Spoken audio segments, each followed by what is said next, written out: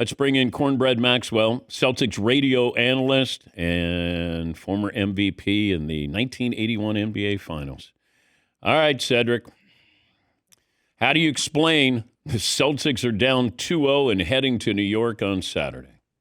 Didn't shoot the ball well. It was very simple and didn't execute.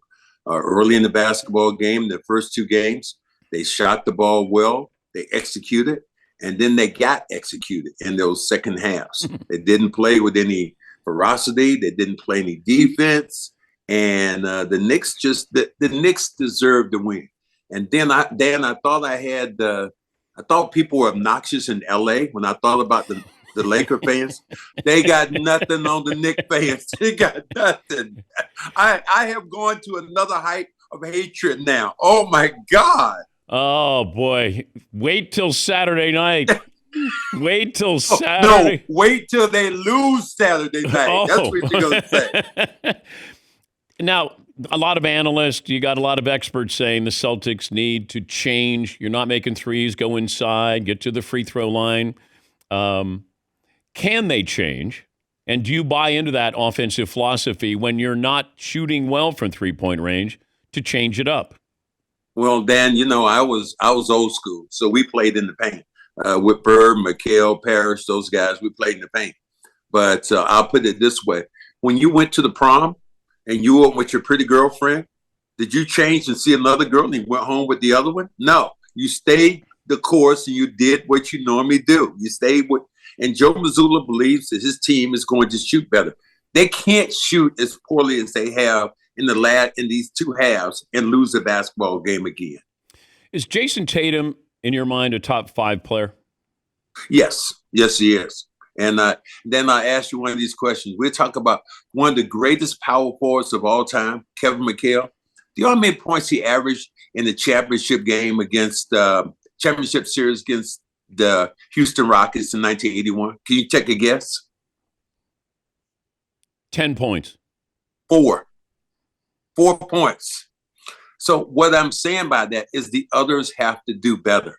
You got to if Tatum isn't shooting the ball well, Brown has to step up. The year that Larry Bird had in 1981, he averaged 15 points, but he averaged 15 rebounds. So other people have to do other things to step up and make it easier for Tatum when he's not shooting the ball well. So, okay, let's run down the list here. If he's in the top 5.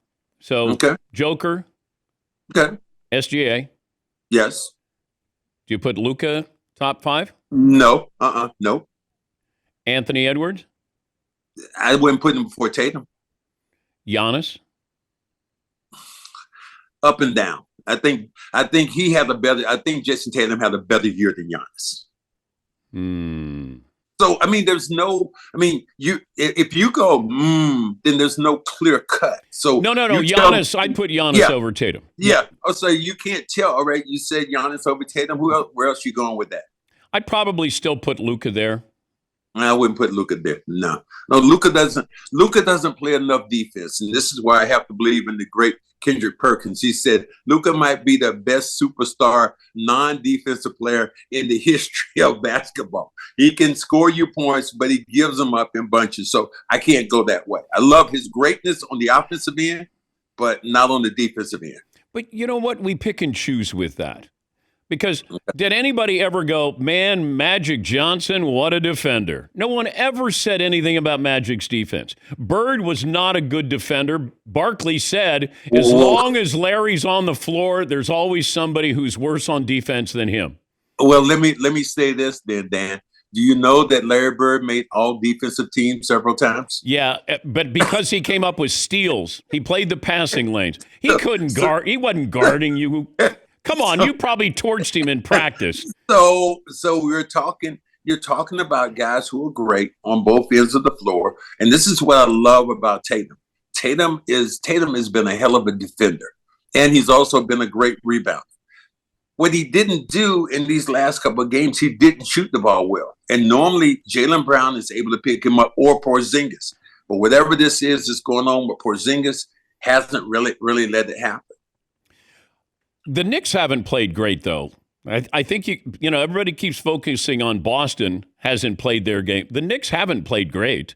I mean, to be down by 20 points in two consecutive games, I think they have patience, and they're kind of like the puncher who's going to take 3 punches and give you one in return.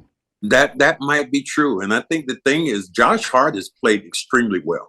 He's been the key to what he had 23 points. Yeah. You're going to say you're going to get something from Karl Anthony Towns. You're going to have to give up something from Brunson. But when you have him scoring away, and then Bridges, who really has disappeared, all the Knicks were complaining about, we gave these draft choices. He showed up last night and scored the basketball. So in different ways, the Knicks have played very effective basketball in the second half, but also in the second halves of these games, the Celtics have collapsed.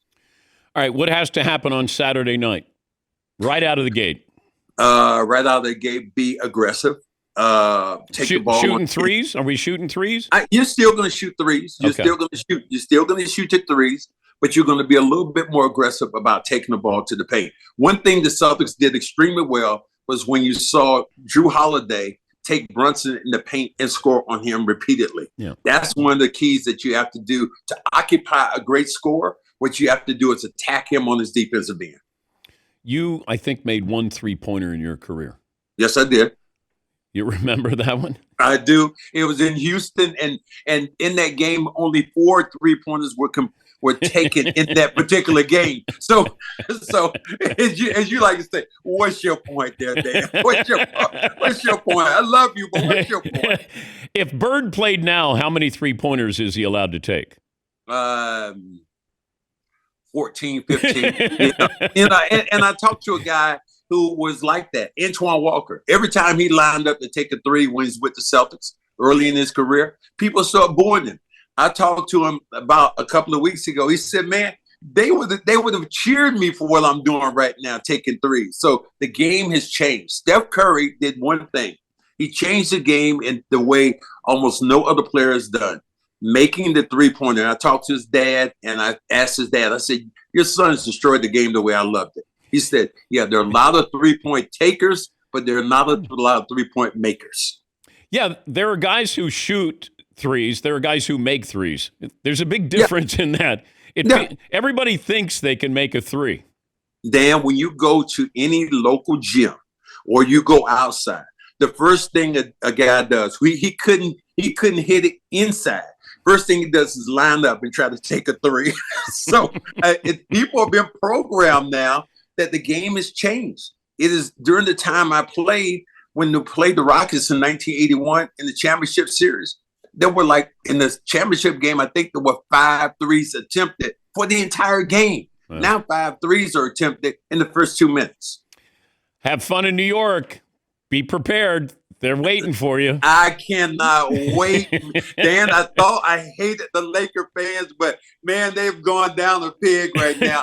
Knicks suck. That's all I'm saying. Why don't you wear your old Celtics jersey to the game? Dan, because I'm old school, Dan. What do I need?